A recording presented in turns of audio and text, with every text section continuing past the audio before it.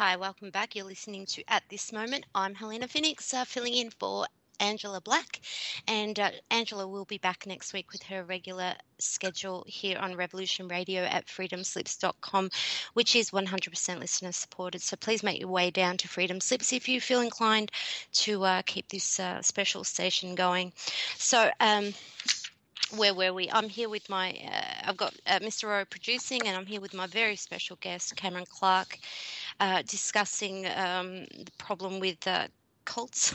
And we've been discussing one cult leader, guru, self-proclaimed guru in particular by the name of Teal Swan, up until 3 months ago. And now I feel like if people want to go look at who this person is, by all means, if you want to actually waste your time and using your valuable time to go have a look at who she is, by all means. But it's good that this is out now. So Cameron was talking about Cameron, how she had this guy convinced he was a reptilian. So from what I understood when I heard you speak about this for the first time, was that he felt so guilty. She made him feel so guilty about what he had done to humanity as a reptilian, that he became like he was at her beck and call, and she would play on that. Is that right? Yes, and she, to go down the rabbit hole, yes, she basically didn't like our relationship because he was a friend of mine before I had moved down there, and she didn't really like that. And so in her mind, she needed to find a way to pit him and I against each other, kind of triangulate us. And that's what they do. That's what all of these cults do. They triangulate the members, and everybody reports back to the leader. So in essence, she basically tried to make me not like him and put him as the scapegoat for everything that was going wrong, and try to make me into a victim. Because, of course, her whole game was to make me into a victim. She had to break me down. I had to need her. And so in doing over the course of this, she explained to him that, you know, he was responsible for the abductions of not only me, but the there were two other people in our group that he was supposedly responsible for abducting and implanting us with tags. And I mean, his greys were responsible for this, implanting us with extraterrestrial tags and implants and stealing genetic material. And she went so far as to tell me that I had scooped chunks. She could see into my body because, of course, she claims that she can see like people's veins and organs and look through their bodies with her super sight. She claims all of this crap, and so she says she could see into my body, and there were scooped chunks taken out of my uterus, and now I'm going to be a match to infertility because of him, and how he's ruined all of my chances of having a normal, happy life, and just totally going on and about what he's screwed up and what a horrible creature he is, basically. And he is completely floored, just kind of shocked. She went because he had these facial tics. He's always had them. He said he grew up with them, where his face kind of just his eyes would sometimes cross and his face would twitch. And a lot of people have it, but she claimed that it was because it was his body. The holographic soul projection, the reptilian, wasn't completely phased with his body. So these were like glitches in the hologram when he would tick like that. And so he was really, really buying into this whole story. And he's just sitting there thinking that, you know, he caused all of this and, you know, he screwed up people's lives. And he was just he looked confused and stunned, but he at the same time genuinely sorry. But she did this in a process where she had just broken us down through, I think it was like a 3-hour session of shadow work around the table. It was the middle of the night.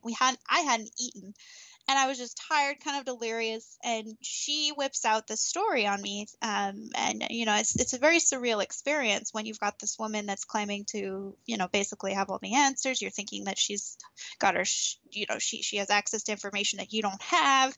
You know, I was already into the whole David Icke reptilians, and you know, I just kind of, it's very Scientology now that I see it in hindsight. But I agree. At that point, I was like completely not sure. I was like, I have no way to verify whether she's saying. Well, I have no way to know if what she's saying is true. And so, in true cult-like manner, you're getting indoctrinated, and then at the same point she's also implanting these kind of fictitious memories of being abducted and raped, and you know, going into these explicit graphic details. And I'd actually told her I preferred not to talk about it. I said, I don't really, if that happened, I don't want to know. But she completely didn't listen to me and talked over and explained to everybody while they're sitting around the table what she knew happened to me, and then told him across the table, look, why don't you apologize to her? Look what you did. I can't use the language because it's explicit and it's radio, but she said, this is the basically F-tard that screwed up your life, and you need to apologize to her. And so that's what he Wow, did. so she would use people to that extent. Yeah. She would have them convinced that they are the cause of all your problems, and they would believe it. Yeah, and it ticked me off at the time because I was not to me, I felt like she was trying to make me. It was completely contradictory to what she had said, where everything's your choice. She was like, it was like undercutting, trying to make me a victim, and I just completely was floored. I was in. And yeah, Cameron, I'm really interested. Like, you're sitting there, what are you thinking? Like, I've got to get the hell out of here. Like, Surreal. what? Yeah, I can imagine. It was surreal. It was like a dreamlike quality, and I walked away from that not knowing what happened, if it could be true, if it was true, if any of it, what came from me and my experiences, and what came from her just feeding to me. I actually did walk away from that starting to question whether or not that happened. And she told me things like my biological father was involved, who I'd never met, and she had just weaved this entire story about him being in the a military and a high-ranking official for Reptilian Hive, my actual biological father, and saying that his higher self was enemies with Fallon's higher self, and she weaved this entire story Wow. completely just it's a mind. I can't say the word, but that's what it was. It was So any information that she'd have on you, any of your weaknesses, she would spin some web and integrate every weakness that you could possibly have. precisely. Yep. And she was a master at playing off of that, of outwardly apparent deficiencies, or if something that she'd heard, she would use that against somebody in a setting where they didn't know how she knew the information, but she'd heard it in a previous setting, just things like that she's very good at with manipulating people, because people are already in a suggestible state when they're around her. Usually they're suspending disbelief as it is. I mean, they're thinking that she's all of these things, but they have no verification for it. They're thinking that she could be telling them about their past lives or their alien connections, or pretty much their health conditions, or what their thoughts are. She's basically telling you what your thoughts are. So it's a complete mind F. She's a complete and utter mind F. Yep. I describe her as this. So on the surface, people might run into one of her videos, and she's like claiming that she's holding the beacon. She's the beacon. And then basically she kind of gestures for you to come closer, because she's the beacon. She's got all the spiritual answers you could possibly ever want. Not only because she was born special, but she's extraterrestrial. And really what she's leading people to is their own demise, and they're like lemmings at the end of a cliff. And I really don't know how legally she's getting away with any of this. It's not exactly. It's not going to be much longer. I have a feeling she's opening herself up to a whole can of worms legally, and I see that coming. But we'll see how it all pans out, because what she's doing is, there are consequences. Eventually, it's going to catch up.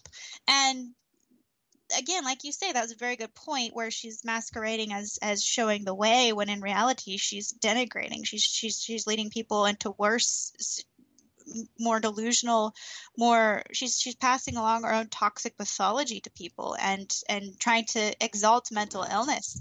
And it's very bizarre to me, because she claims that I fell for this, and part of the deprogramming process of getting out of her belief system and out of these whacked out crazy ideas was just understanding how dysfunctional and counterintuitive and just basically counter to what we should be doing. Her stuff is, we shouldn't be looking to people for answers, for one. And she's got this Ask Teal series out there on the web.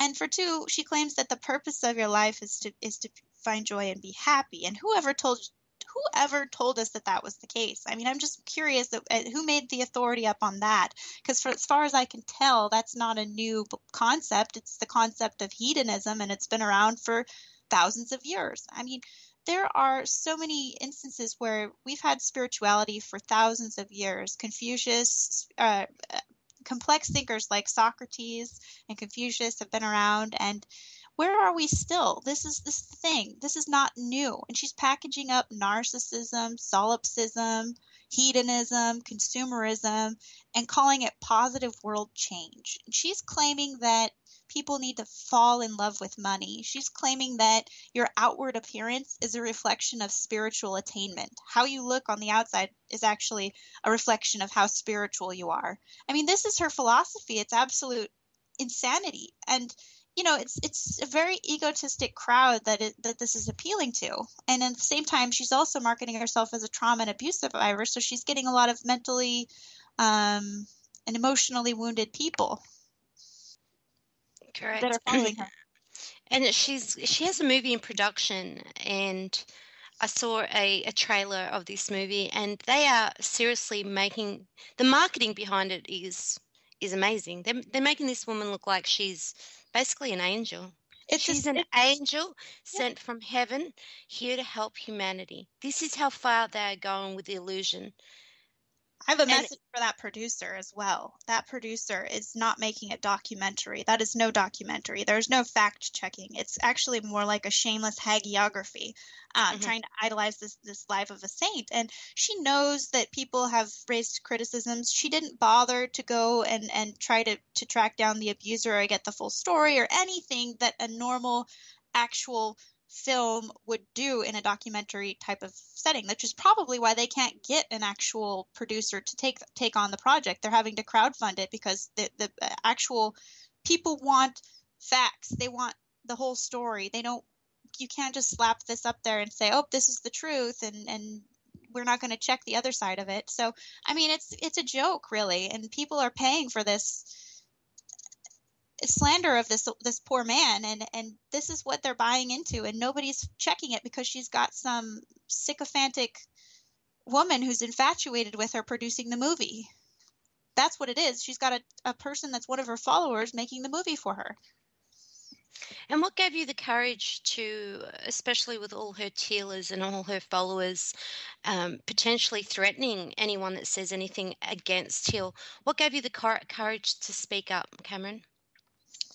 That's a good question. I'd already gone through the whole scorching process and she had us on a show called Shadow House. And so she sicked all of her followers on me, and pretty much I got shredded.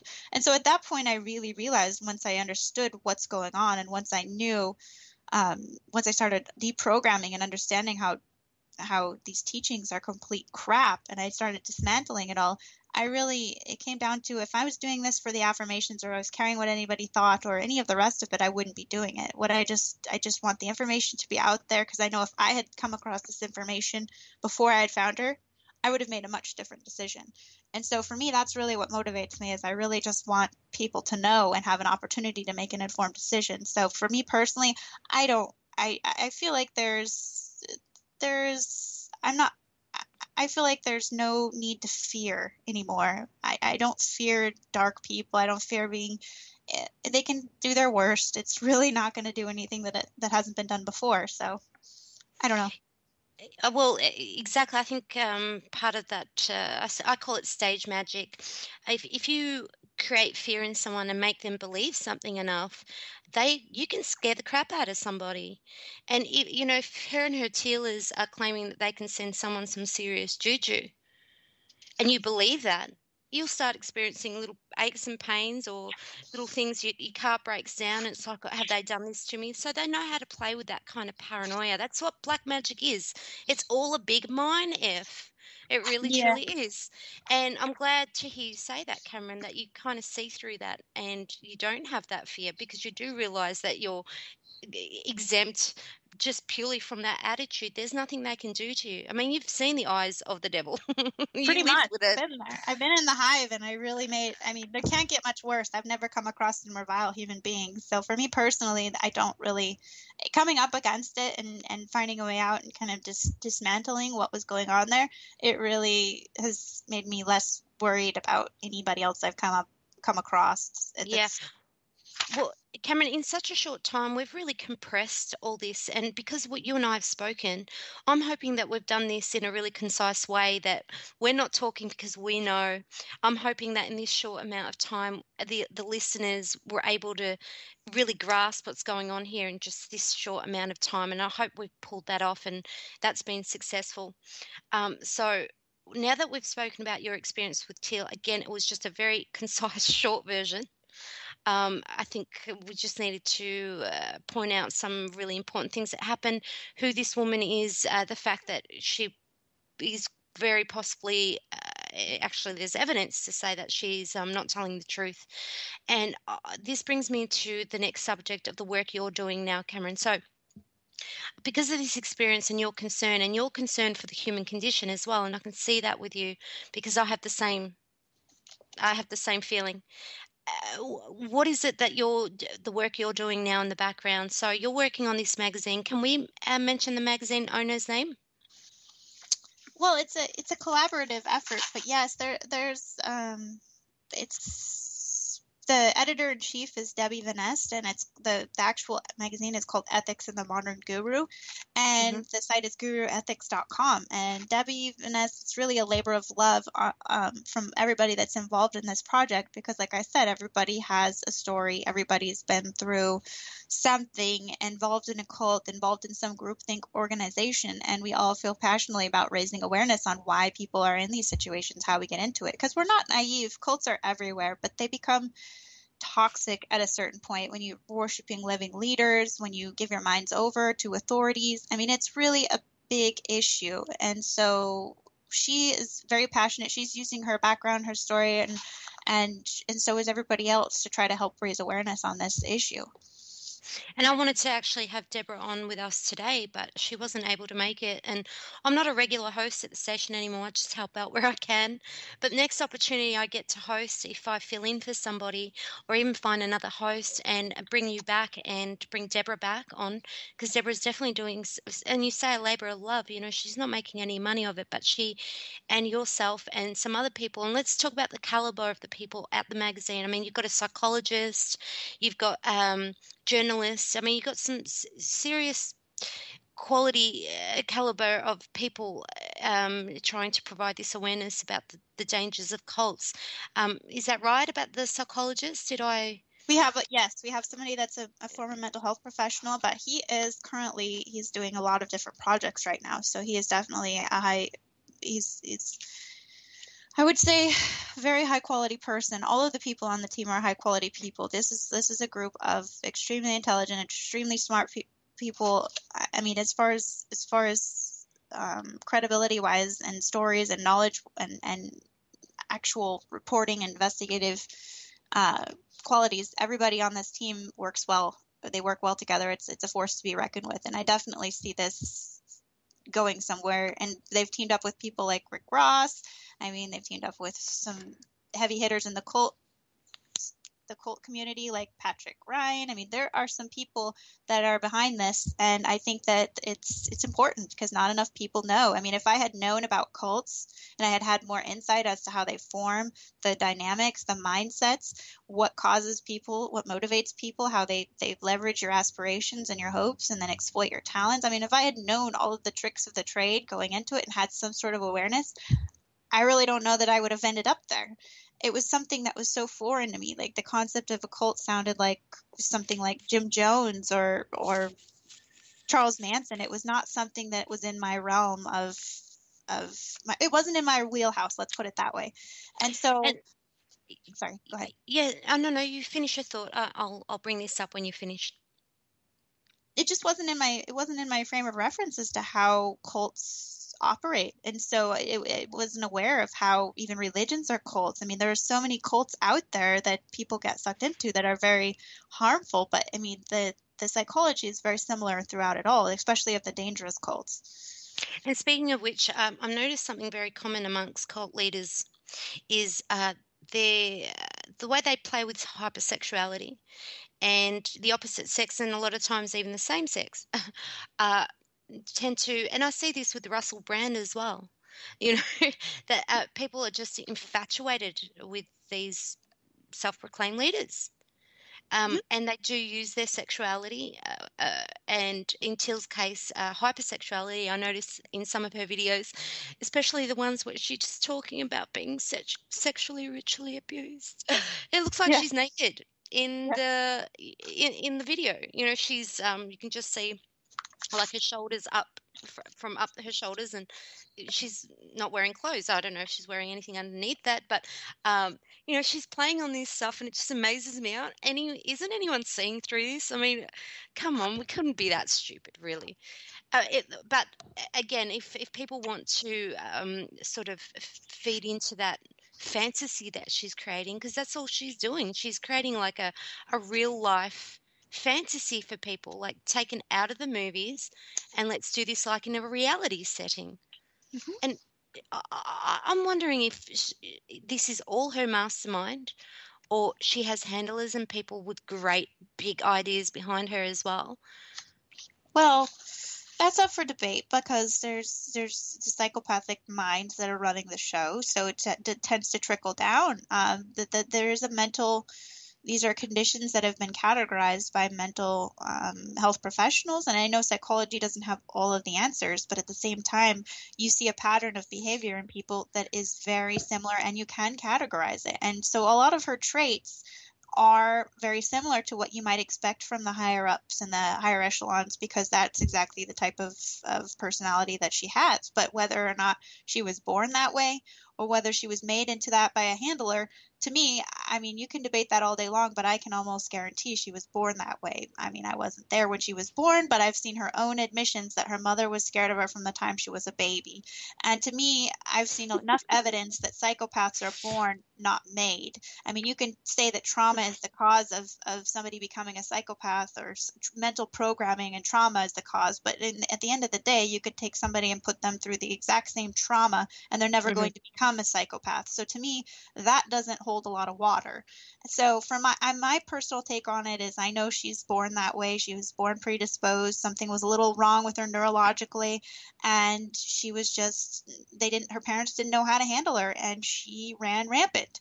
And this has continued into adulthood, where she's just a very, like you say, she's got some intelligence there, but it's a different kind of intelligence, and it's something it's wily and it catches people off guard. But I don't think that there's somebody handling her. She is the one that's doing it. She is the one she could not be successful if she couldn't manipulate everybody around her to make her into what she is. She got her boyfriend, her ex-boyfriend, the reptilian, of course, because reptilians, according to Teal, are great at computers. Well, this man was a computer programmer, and he actually did her site for her. He got her site up and running for her. She's got her other ex-boyfriend and marketing director and COO, Blake Dyer, who's been living with her for 10 years or 12 years now, who actually does her videos. He shoots all her videos and edits them and uploads them and takes care of all of her Oh, appointments, and workshop planning.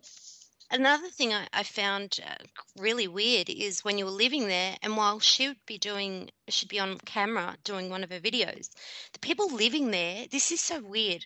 The people living there would be watching her videos while she was, like, Yeah. everyone was just really obsessed with her. So they'd be watching her videos while she's making Oh, a video. Gee, that's good. weird.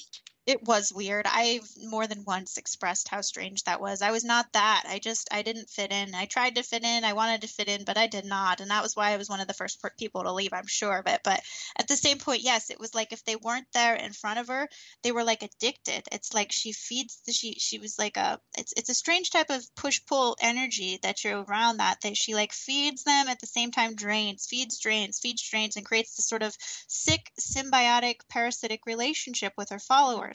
And when they're not around her, they were like pining after her, especially one girl, Graciela, who actually still lives with her. She was especially bad about this. She would not be in front of her, and she would be looking at her pictures, thinking that her eyes were doing something to her magically. She would claim that Teal was visiting her in the shower and out of body, and she had all these fantasies around this woman. And for me, I was just constantly like just completely floored at the level of delusion. And I just kind of, at that point, it was when I was making my exit, but it was at that point I was really, I guess I was sort of like making them uncomfortable because I was pointing out the insanity, and that's when it's You're the crazy one, Cameron. Yes. You're the crazy one. Yes, I'm the one that's nuts and unstable because, I'm just looking at reality going, oh my God, what's going on here? But in any case, yeah, I would say that she, the level of the hooks that she's gotten people, she keeps them out of their logical centers and in their emotional centers. And she uses sexual energy. She uses the energy of seduction, basically. It's not, I mean, with the person she's with is who she's usually the most sexual actually physically with, but what she uses is the promise and the allure and the seduction to keep people motivated to please her. So that is different from a male cult leader. That's what makes her unique, because sex in cults, it's not unique. There's a lot of dysfunction that happens, but what makes her specifically unique is that she is a woman, obviously, and so she uses it in a way that men typically don't. They use it for power and control. She uses it for manipulation and control. So same thing, but different. It's like an opposite. It's a different type of way it plays out. I guess it's hard to describe. Yeah, I do with Jim Jones. He had an entourage of very loyal women that used to fight one another just for his attention as well. So they definitely are very adept at using whatever sexual appeal they have, or charisma. Sometimes a man doesn't necessarily have to be good looking, but he can exhibit charisma in such a way that women can still totally fawn over them, and a man doesn't have to be good looking, but if a woman is beautiful and she knows how to use it in the way that Teal is using it, it's extremely effective.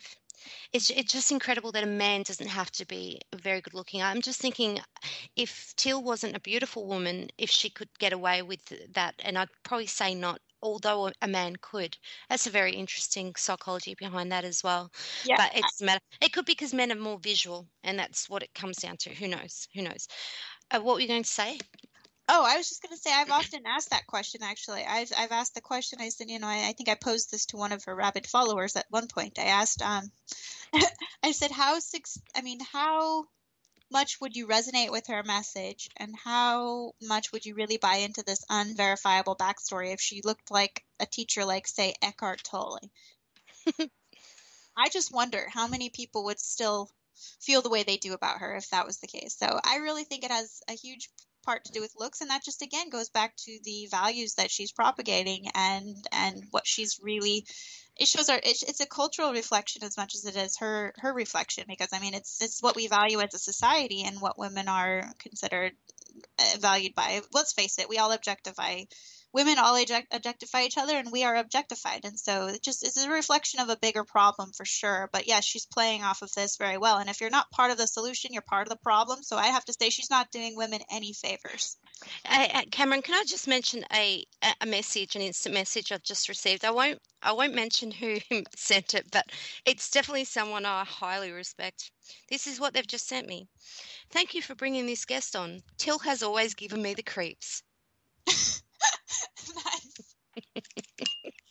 Oh, well, thanks for having me. For good reason. There's a good reason she creeps me. And how's the way, like my fancy footwork in finding you? I do have some abilities that I use from time to time when I need to, and I do use my powers for good. And I'm just really glad we got to meet the way we did, and we did it under such horrible circumstances, but we still, not horrible, but difficult, Cameron. If we didn't play our cards right, we probably would have lost contact completely. So kudos to you for the way you handled that situation that we can't disclose right here. And you too. Yeah, nothing was going to keep me and Cameron from doing this. And thanks to Angela, like just a synchronicity that I'm able to do this now, and MrRho for producing. So, all right, so Cameron, now that I think we were able to compress so much information in an hour and a half, let's talk about, okay, I want to give my view on the way spirituality is moving.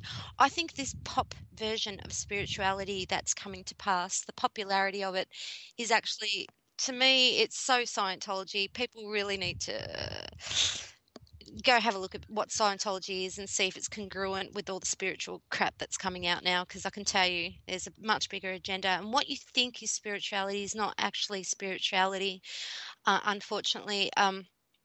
One, true spirituality is such a personal thing. You really can't live vicariously through someone else. And that's what a lot of these people seeking the answers are doing. They are seeking it through another human being. That isn't spirituality. That's right there. It's a personal journey. It's something for you. Sure, we can gather information from one another, and so forth. But traveling the world, and also, Cameron, people travel the world to have special one-on-ones with her. I understand. Mm-hmm. Okay, special one-on-ones. Yeah, special Okay, one-on-ones, whatever okay. happens in the healing rooms. Right, right, okay. And they pay an extraordinary amounts of money to travel the world. I saw a video of a girl that was getting ready to go across the country to see Teal Swan, and just the excitement, the elation in these people to go see a person who's claiming Yeah, to be an extraterrestrial. it's very sad. Um, yeah, that level of evolvement, I'd have to say devolvement. You made a really good point before. I never thought of. We had Socrates and Confucius and all these amazing philosophers from the past, and you look at humans hundreds of years later, and how much smarter have we gotten? In fact, we've only gotten a bit smarter, if that, because of the internet. Right. But yeah, so yeah, I really am very concerned as to the pop spirituality that's coming to pass. I'm glad I'm not stuck in it anymore. I did dabble. Of course I did. I think most of us will, just like you did, Cameron. A Hmm. lot of us do, because it seems like it's a new way.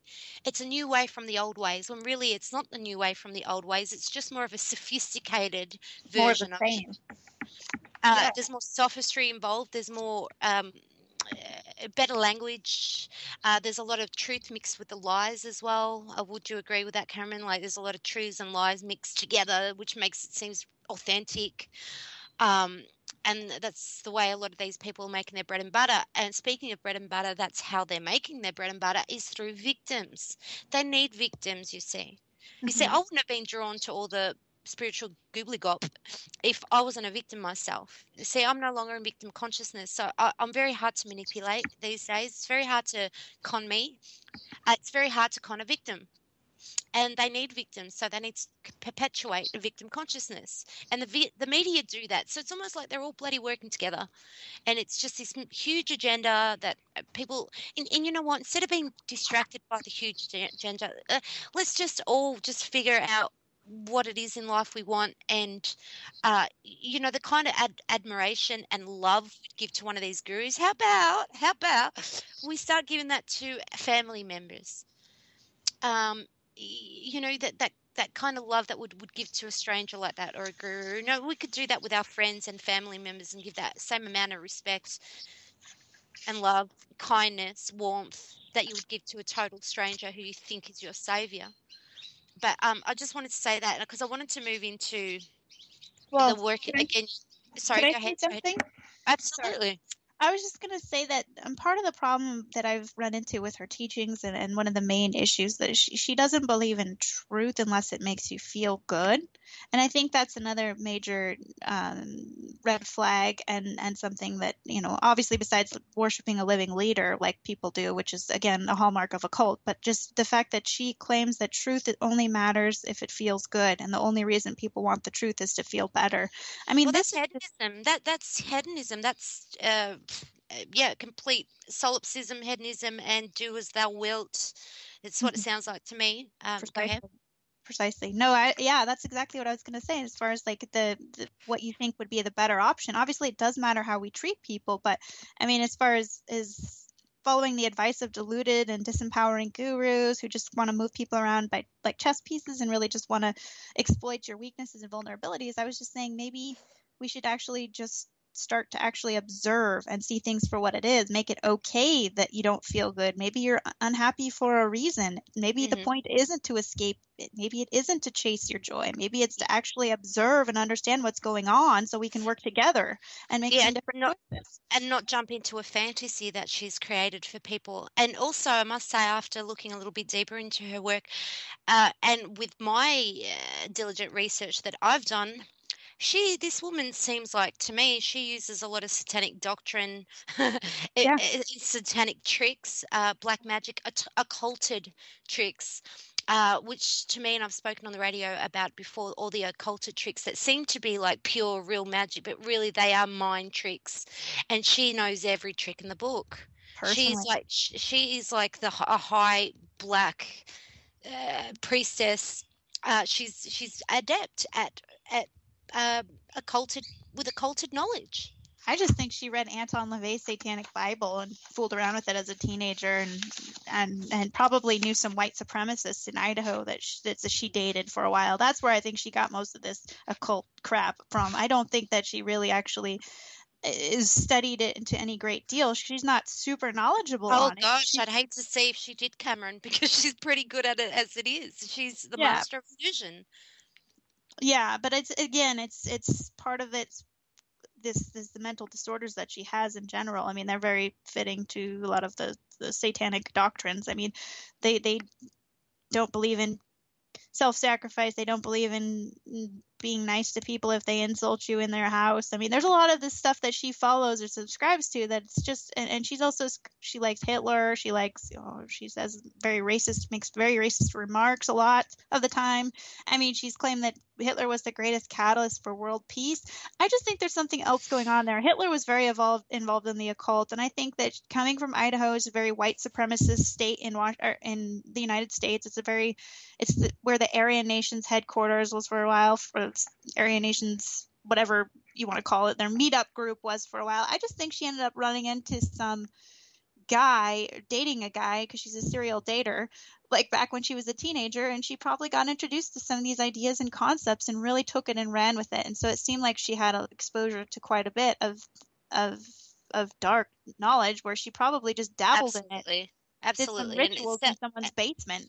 And it sounds like, to me, from the research I've done, it sounds like she was just, and unfortunately this exists, but there are children that have never been sexually abused, but especially with girls, sometimes if they're very, very beautiful young girls, they can be very hypersexual. And that's the kind of vibe I get from her. It's not Yeah. that she was abused. She knew from a young age she looked a certain way. It almost happened to me. I saw it happen to one of my sisters who was a very beautiful looking girl. She slept with a priest when she was 16, my a Catholic priest, and what happened was she seduced him. Right, she was one of those. Well, she was like Teal. She was just too dumb to continue on and be entrepreneurial like Teal. This is one of my sisters, and I don't mind saying this publicly. But she actually slept with a priest, and because we were Catholic, we thought that now placed a curse on our family, and Oh. and even years later, okay, decades later, I still don't. My family don't speak to each other. It's like the curse is still on us. Oh no. Oh, I'm not. I'm not kidding, but I don't even really see it Well, like she that does anymore. have histrionic personality disorder, which is definitely very. It's prone to hypersexual, needing to be the center of attention, and again, that's not always caused by some sexual trauma. It could just be the part of Hmm. like she was known for getting attention for that, and she just Hmm. really used it. And it's histrionic and narcissistic personality disorder really overlap in a lot of senses. But yes, what you're describing there fits her to a T. And I really doubt that something happened. And look, and I've got nothing against. She's obviously quite an entrepreneurial woman. She does know how to generate coin. She is also very smart. I have no problem with her being entrepreneurial and quite capitalistic in her ways, but to use the the satanic ritual abuse as her springboard to success Mhm. is where I have a lot of issues. And that's Exactly. where I'm the rogue. I'm the dark horse in this whole thing. And uh, people like that need to realize they might be dealing with a lot of victims who I wouldn't say they're dumb. We'll just say maybe they're just a little bit out of touch with reality because they're so fixated on their own problems that they don't have the ability to see what's really going on. So a lot of us aren't in that stage. So a lot of us are either going to see through people like Till and expose people like Till, which brings me back to the magazine as well. I think it's such important work that you're doing, Cameron, with Deborah and these other extraordinary people. You know, doing this out of really wanting to help and create that kind of awareness for people to not take those extra steps further into the deep ditch of what could potentially make their life a lot worse than it was before they entered it. Yes, and that's exactly why I'm doing what I'm doing. That's exactly why everybody at the magazine is doing what they're doing. Again, we can't make people do anything, but we would like to see a world where there are less followers and more thinkers, more people that are willing to actually take their minds back instead of just following and worshiping and believing in gurus, actually Oh, thinking, wow. observing and understanding their surroundings. I mean, that's really what we're hoping to accomplish at some point, and we have to start somewhere. And I Oh, realistically, we're all using our own experiences to do what we can to raise awareness on this. And again, I hate focusing on this one person and making them the focal point. But again, she is a major player and a microcosm of what's actually going on in society at large. and not to mention the fact that you were there, you lived it. So it's no surprise and it's only natural that we're talking about her in particular. But she is like a template to what cult leaders are doing as well. But yeah, it's only natural that we're talking about her, Cameron, because Yeah, you exactly. lived it with her as well, and you've got that one-on-one experience, so up close and personal. You were there. And I was interrupting while you were talking. I didn't mean to. I just wanted to underpin something you said. Less followers and more thinkers, and yeah, I commend you for that. And that's one of the reasons why I like you so much. Are less followers, more thinkers, and that's what we need. And I'm glad to be part of that. You're part of it. There's a lot of us that are part of that, and this magazine's really important. We've got to get Deborah on. Would you be happy to do a show with Deborah sometime, Cameron, if we can get you two on? Yes, she's been very busy because, of course, like I say, she's doing this magazine as secondary to she's still got a job and a family and everything going on and she works nights and she's a very busy woman. She's got her own radio show actually that she hasn't been doing. She actually did a couple of interviews, but she's been backed up because she just hasn't had the time. But if she could have Mhm. been on the show, I know she'd have been a wonderful guest. It's just a matter of, again, I don't know what her schedule looks like. She's a very smart woman. I enjoy talking with her. She's one of my favorite people. And I think she's actually done some podcasts and explained her history. She's had, her own experiences with the occult and as a voodoo priestess and very she's just a wealth of information and wisdom and insights. And I just think that yes, if you can get her on the show, or if I could get her if I had the pleasure of doing a show with her, I think it would be a blast. I really do, because Okay. it's like I say, everybody at this organization has major experience in the cult realm. Well, leave it with me. I'll see what I can do. Um, Now, gosh, we've got like, I don't know, 10, maybe 15 minutes left, and I'm just wondering how we'd like to end this. All right, so I want to ask you, was there a lot of resistance when you did eventually leave after how long? 6 months? I was in that community for 6 months total. Yes. And was there resistance of you leaving? Was it relatively easy for you to leave, or was there resistance? At that point, it was super easy for me to leave. I had made up my mind when I actually went home for my brother's wedding. So the exit strategy happened very smoothly. But what happened in the process was another attempt to break me down when I left, which was pretty typical. Whenever a member leaves a cult, the other members have to try to, I mean, the leader has to convince the other member that that person is crazy. And so Teal went on a smear campaign and tried to tell them that I had, she stirred up a bunch of stuff and tried to convince me that I was crazy and I didn't remember the things I said and a bunch of stuff just to try to make it seem like I was the one with the problem when I left. And so then that was partially just the part of the experience, and it happens to so many that exit cults. I mean, they definitely try to break the follower that leaves down and destroy take away everything that they feel like they've provided for them, and it's so superficial and fake that for me it was very easy to break from. It's like the love bombing. It's just like you have this instant family, well, it can leave just as soon as it got there. And she would always try to say that they're your real family and all the rest of it, but it's just a typical cult ploy, and that's what they do.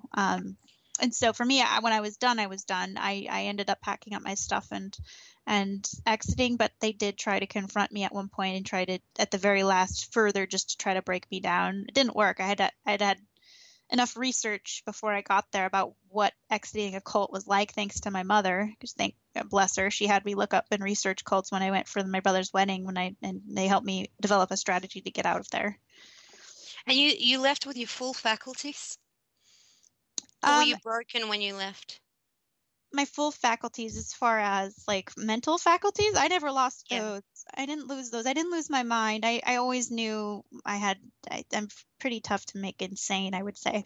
It takes a lot to knock me off my center, but I do think that as far as just understanding, it took me a long time. Like I say, about a year and a half actually is how long it took me to totally dismantle all of the beliefs and get to the point where I was able to look at what happened from the bird's eye view and see exactly what was going on.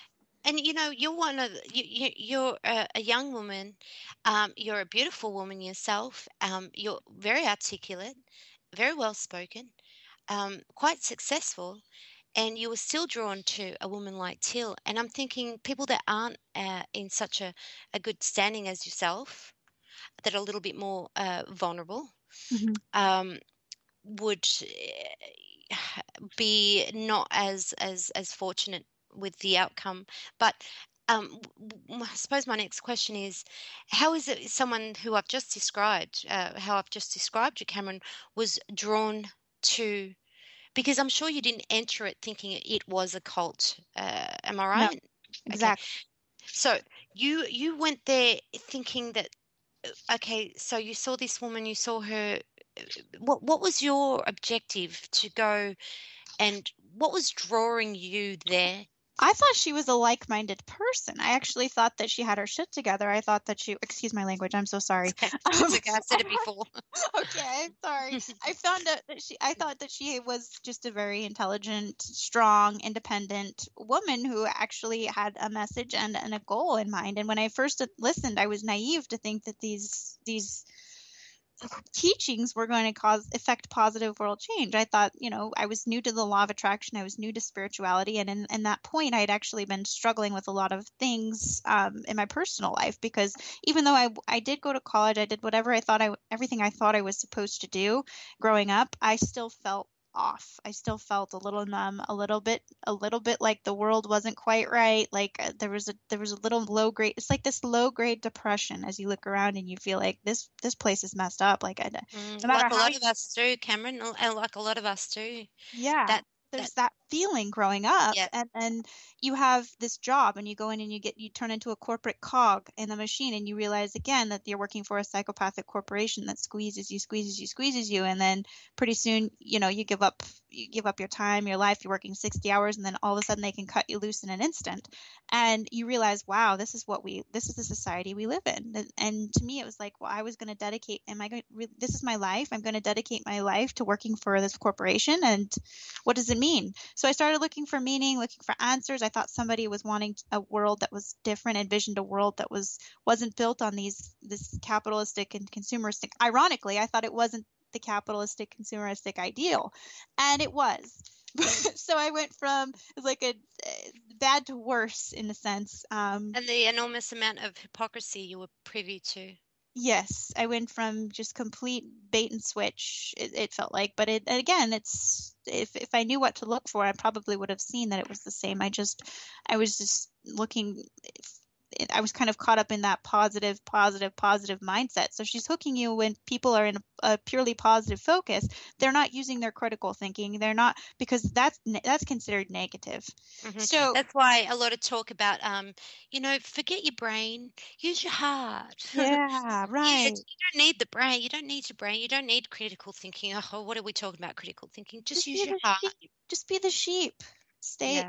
Yeah, that's exactly what that message is, and she says that too. The mind and the heart are separate, and it's not the case. Separation, Cameron, and more separation. Yeah. This whole everything, just the divide and conquer. They've done it with the heart and the mind.